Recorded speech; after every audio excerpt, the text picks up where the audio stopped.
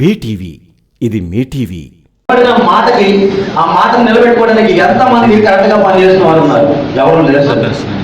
కానీ ఒక కుటుంబంలో గొప్ప స్థాయిలో ఉండి ఒక గొప్ప ఆయన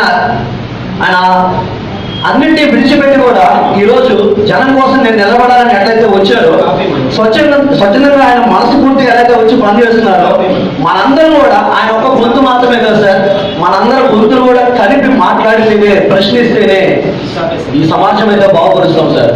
అది మార్పు రావాలంటే, మార్పు కోసం మనం కోరుకున్నాం కాబట్టి ఆ మార్పు రావాలంటే మీరు నేను కలిసి ప్రశ్నించాలి.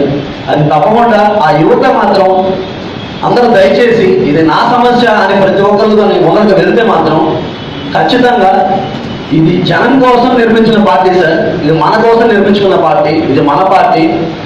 ఎందుకంటే సార్ జనసేన సేవదల్ దానిలో మేము ఆ పేరు చెప్పినప్పుడు ఇమీడియట్గా వచ్చి మా పేరు రాపించుకున్నాం. కారణం ఏంటంటే ఇలాంటి గొప్ప పార్టీ ఉంటేనే మనం మొదటి ఎంతోమంది సమస్యలు తీరుస్తాము. ఖచ్చితంగా ఇది మన సమస్య అనుకొని మనం మొదటికి వెళ్తామని చెప్పి మేము మనస్ఫూర్తిగా వచ్చి ఆ పేరు రాస్తాం సార్.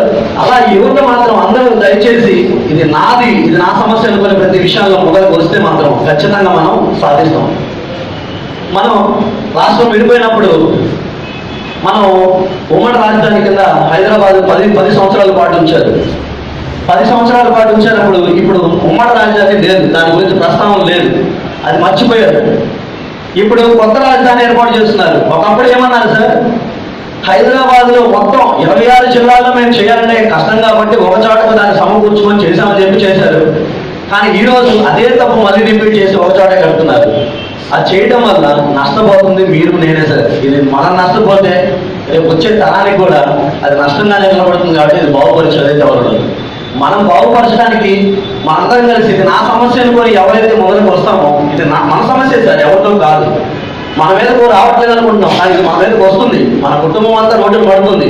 దయచేసి ఇది మన సమస్య అనుకొని ముందరికి నడుస్తారని నేను నమ్మి భావిస్తూ ఈ జనసేనలో నేను కూడా నాది, నా బాధ్యత కూడా ఉంది, ఇది నాది అనుకొని ఎవరైతే మొదలకు వస్తారో ఖచ్చితంగా మన ప్రజలకు మాత్రం మంచి న్యాయం అయితే చేయగలుగుతాం. మీకు గనక ఈ వీడియో నచ్చినట్లయితే మన ఫ్రెండ్స్ అందరికీ షేర్ చేయండి. మీ బీటీవీని సబ్స్క్రైబ్ చేయండి ప్లీజ్. బీటీవీ ఇది మీ టీవీ.